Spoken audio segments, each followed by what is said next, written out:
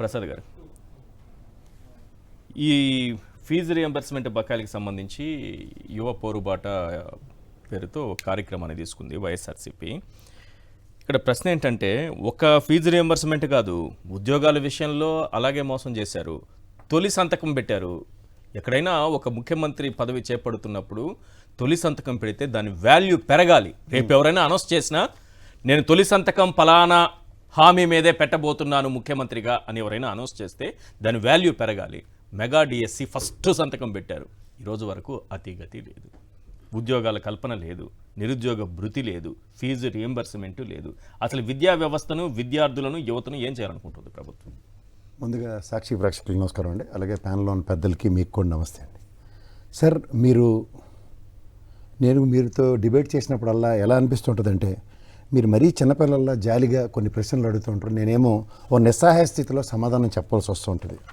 Sir, మీకు తొలి సంతకం అంటే మీరు ఒక సీనియర్ జర్నలిస్టు, మహానుభావుడు రాజశేఖర రెడ్డి గారిని చూసి తొలి సంతకంకి ఉన్న విలువ ఏంటో, మనం పడుతున్న ఆర్థిక సంఘర్షణలోంచి మనం ఎలా అయినా సరే రాష్ట్ర ప్రజల్ని పరిరక్షించాలని ఓ తండ్రి కొడుకుల పాదయాత్రతో తీసుకున్న తొలి సంతకం యొక్క పవర్ని ప్రతి ఒక్కరితోనూ జస్టిఫై చేయకండి సార్. అసలు డిఎస్సి అంటేనే అసలు దగ్గర 1/10 రిక్రూట్మెంట్ జరగవలసి ఉన్న దగ్గర ఇన్స్టెంట్ రియాక్టివ్ మోడ్లో దాన్ని రిక్రూట్ చేయాలి. అలాంటిది 1/1/3 రిక్వైర్మెంట్ ఉన్న దగ్గర కూడా డిఎస్సి మొదటి సంతకం మాట దేవుడి వరకు ఎప్పటికి కూడా దిక్కులేదు. 16,000 పైచీలకు జాబ్స్ ఇవ్వాల్సిన దగ్గర 10,000కి ఇచ్చి కూడా దాంట్లో కూడా తూతూ మంత్రంగా నడిపించుకున్న దగ్గర మీరు మొదటి సంతకం గురించి చెప్తున్నారు. మీరు ఇంకోటి గమనించండి, నిండుకొండ తొనకదు అని నేను ఎప్పుడు అనుకుంటుంటే ఏంది సామెత అనుకునేవాడిని. సార్, నిక్కచ్చిగా 4 లక్షల ఉపాధి కల్పిస్తాను, సాలున దగ్గర 20 లక్షలు కల్పిస్తాను అన్న దగ్గర, ఒక్కొక్కరికి ఉద్యోగం కల్పించేదాకా 3,000 రూపాయలు ఇస్తానన్న దగ్గర జగన్మోహన్ రెడ్డి గారు 2 సంవత్సరాల కరోనా పాండమిక్ సిచ్యువేషన్లో కూడా ఆన్ అన్ అగ్రిగేట్ 40 లక్షల ఉద్యోగాల పైచీలకు కల్పించాడు 5 సంవత్సరాల టెన్యూర్లో, ఇంక్లూడింగ్ 2 years కరోనా పాండమిక్. అంటే 8 లక్షల ఉద్యోగాలు సాలన కల్పించాడు, డబుల్ చేసి కూడా ఆయన పల్లెట్టు మాట నేను ఎంత ఉపాధి కల్పించాను ఈ రోజుకి చెప్పుకోలే. బట్ ఉపాధి కల్పన అన్నది ఒక ఎంఎస్ఎంఈ యూనిట్ల త్రూగా ఒక నిరంతర ప్రక్రియగా, ఎందుకంటే ఈజ్ ఆఫ్ డూయింగ్ బిజినెస్లో 105,000 ప్రైవేట్ సెక్టర్లో ఎంప్లాయ్మెంట్ క్రియేట్ చేసిన తర్వాత దగ్గర 2,21,000 ఒకే ఒక్క పెన్ స్ట్రోక్తో 1,37,000 మందిని రిక్రూట్ చేసిన ఉదంతంలో it is a matter of fact and zero recruitment policy as far as medical fraternity is concern. ఇలాంటివన్నీ చూసిన తర్వాత జగన్మోహన్ రెడ్డి గారు ఏమనుకున్నారంటే, when certain systems have been streamlined and proper channelization జరిగిన తర్వాత గవర్నమెంట్ ఈజ్ అన్నది నిరంతర ప్రక్రియ as far as recruitment and నిరంతరంగా ప్రజలకు అందించే సంక్షేమాలు వీటన్నిటితోనూ ఇంక్లూడింగ్ ఫీజు రింబర్స్మెంట్ తనది బాధ్యత అనుకున్న దగ్గర 2 ఉదాహరణలు మీకు చెప్పాలి. ఒకటి, బసవతారక హాస్పిటల్కి 4,000 పైచీలక బకాయిలు ఉన్న దగ్గర, and in the same scenario 1,778 కోట్లు, ఇందాక మీరు చెప్పినట్టు 1,778.62 కోట్ల బకాయిలు విద్యా దీవెనకి ఇవ్వాల్సిన దగ్గర in a spontaneous way he has created and he has given it. మీకు ఇంకో మాట చెప్తాను, చంద్రబాబు పెట్టిన బకాయిలది వీళ్ళు మాచేట బ్రహ్మాండమైన హెడ్డింగ్లు రాసుకుంటారు. But academic years or concern, మీకు ఎలక్షన్ కోడ్ ఉండడం వలన లేకపోతే what ever the reasons you name it as, but academic ఇయర్లో మీరు ఇవ్వాల్సింది దగ్గర 3,500 కోట్లు ఏదైతే ఉందో, మీరు ఇందాక స్లైడ్ చూపించింది 1,100 కోట్ల వసతి దీవెన ఏదైతే ఉందో, ఈ రెండు కలిపి 4,600 కోట్లు.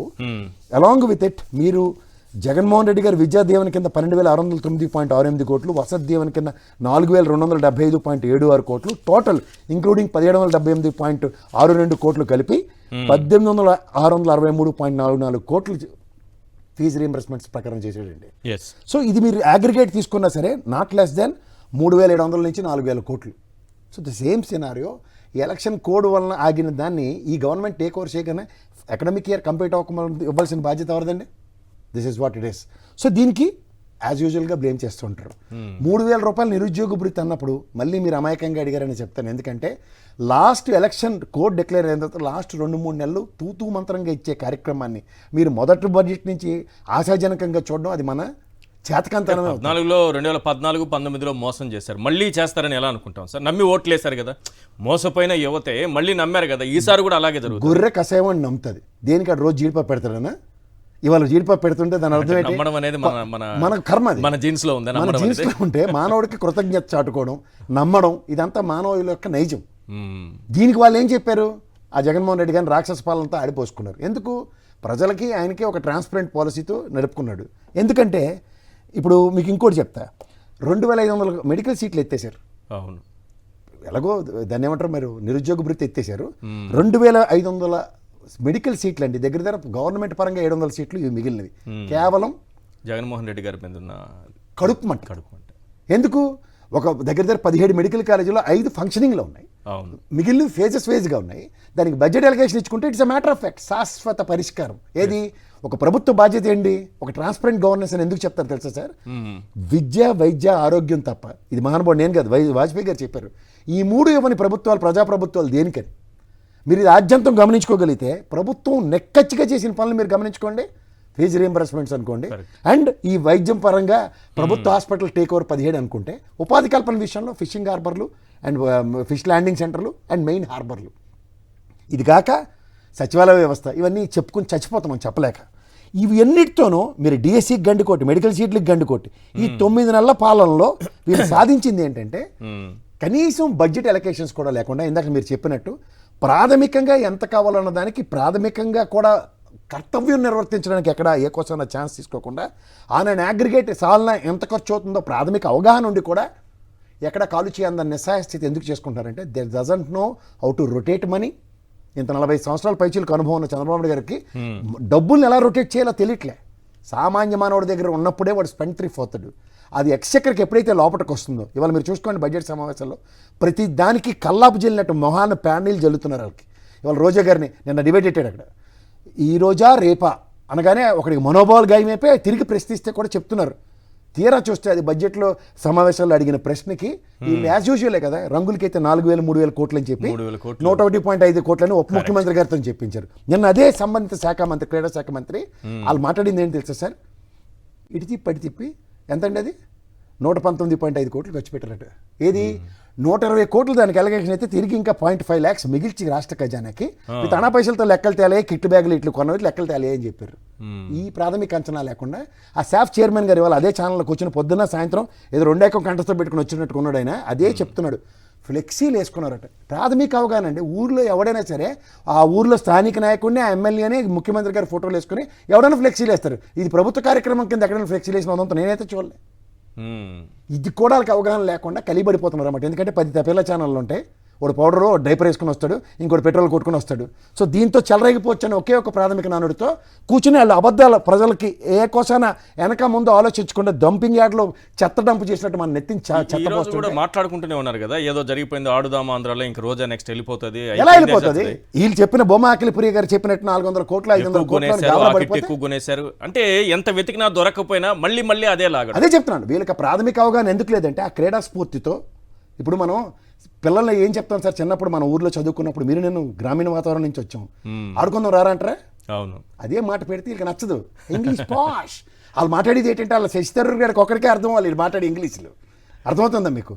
ఆ విధంగా కాకుండా ఆడుకుందాం, ఆడుదాం ఆంధ్ర అన్న దగ్గర వీళ్ళకి ప్రాథమిక ఎవరికి ఉపయోగమో నాకు తెలియదు. 2 IPL ఆడుతుండే చూడండి, మా అలమండ వీరపురుషుడు ఆడుతుండు, విజయనగరం ముద్దుబిడ్డ అలమండ నుంచి IPL మహేంద్ర సింగ్ ధోని టీంలో ఆడుతుండే IPL, చెన్నై IPLకి. ఇవి కూడా వాళ్ళకి తెలియట్లే. ఖోఖో ఇండియన్ సంస్కృతిని పరిరక్షిస్తూ, ఫుట్బాల్, వాలీబాల్ తేడా తెలియదట. నీకు తేడా తెలియకపోయినా పిల్లల ఆడుకుంటే ఆనందం వస్తుందని క్రీడా శాఖ మంత్రి నిర్వర్తించిన కార్యక్రమం గమనించుకోమనండి. అంటే నాకు ఆట తెలియకపోతే నేను ఆడించనమాట, మీకు అర్థమవుతుందా? వీళ్ళకి ఒలింపిక్స్ పెట్టే సామర్థ్యం బడ్జెట్ చెప్పాడు మా కేటీఆర్ గారు. ఒలింపిక్స్ ఇవి మా ఎండానికి సొంపుకుంటే వీళ్ళకి చెవులో పువ్వులు అంటారు చూడండి. మా ఊర్లో అయితే బౌ అని వాళ్ళం చెవులో పువ్వు క్యాబేజీలు పెడితే ఇష్టం. ఒలింపిక్స్ అమరావతిలో పెడతాం అనగానే ఇటు పెట్రోల్ బంక్ కూడా రెడీ అయిపోతాడు. ఇక్కడ డైపర్ వేసుకుని వాడు కూర్చొని 2.5 గంటలు కంటిన్యూస్గా పెడతాడు. పౌడర్ డబ్బా అయితే చెలరైపోతాడు పులిహార కలిపి. ఇది నచ్చుతాయి వాళ్ళకి. అంతేకాని ప్రతి గ్రామంలో వినూత్నంగా ప్రతి పిల్లడు ఆడుకునేవాడి సామర్థ్యానికి అర్హత కల్పిస్తూ వాడికి ఔన్నత్యాన్ని పరిరక్షించుకుంటూ ఒక జాతీయ స్థాయిలో. చిన్నప్పుడు నేను గ్రిక్స్ ఆడేవాడిని sir. I use to represent AP state in Greeks, shuttle badminton, chess దీంట్లో. దాని గ్రిక్స్ అని ఇవ్వరు. ఒక్కొక్క సంవత్సరం ఒక్కొక్క పేరు పెడుతూ ప్రభుత్వాలు దానికి అనుగుణంగా మలుచుకున్నంత మాత్రాన జాతీయ స్థాయిలో రిప్రజెంటేషన్స్ ఈ ప్రాతిపదిక మీద అవ్వట్లేదని అవునని చెప్పమనండి. సో ఇవేవి అక్కర్లేదు వాళ్ళకి. ఎంతసేపు ఏంటంటే వీళ్ళు రాసుకున్న ప్రకారం అరెస్ట్లు అయిపోవాలి. కానీ వీళ్ళు వెంకయ్యనాయుడు గారిని ఎక్కడేమో జాతీయ స్థాయిలో ప్రెసిడెంట్ చేసేద్దాం అన్న కార్యక్రమంలో కర్నూలులో వీళ్ళ మీద పెట్టిన కేసుకి వీళ్ళు కర్నూలు కోర్టుకు వెళ్ళారో లేదో కూడా 3 వ్యక్తికి తెలియకపోదు. కానీ బోర్గడ్డ అనిల్ గారికి బెయిల్ వచ్చింది. ఇది మీడియా వ్యవస్థలో ప్రతి ఒక్కరికి లీగల్ టీంలో ఉంటే వాళ్ళకి బెయిల్ వచ్చిందా లేదు ఇది తెలుసుకోలేపాడు. కానీ ఇది ఆక్రమణ ఎలా బెయిల్ వచ్చిందట? నేను మీరు ఇచ్చావా? గౌరవ న్యాయస్థానం వేస్తారు. అంటే బేసిక్ అవగాహన కూడా లేకుండా వాళ్ళ సెట్ ఆఫ్ ఆడియన్స్ని ఎంటర్టైన్ చేయడానికి వీళ్ళు కంటిన్యూస్గా డంపింగ్ యార్డ్లో చెత్త వేసినట్టు వేసుకుంటూ పోతుంటే దానికి జీవితాంతం దిక్కుమాల సమాధానాలు చెప్పుకోలేక వస్తున్నారు అందరూ. రైట్. ఇది అవసరమా అని చెప్పండి. సో ఇప్పుడు మీకు 40 లక్షల ఉపాధి కల్పన ఒక్కసారి నేను ఫైనల్గా డేటా చెప్పేస్తాను సార్.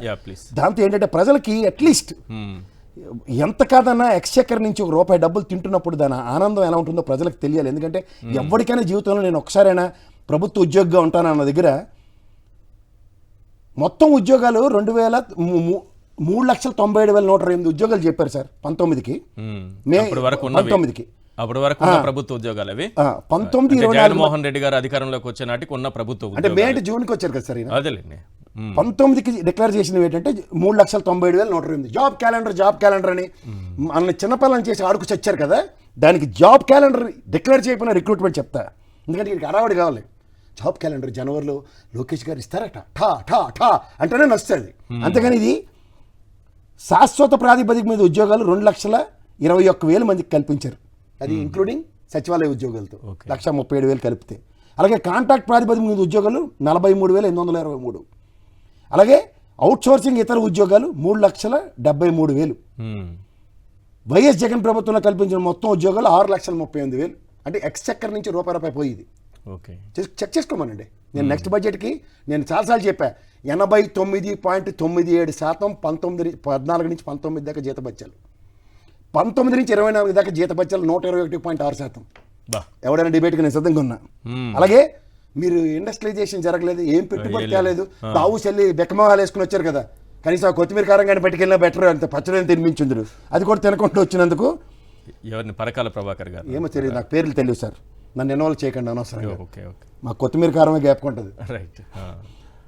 అండ్ మీకు లార్జ్ అండ్ స్మాల్ స్కేల్ ఇండస్ట్రీస్లో 1,02,000 ఉద్యోగాలు కల్పించబడ్డాయి.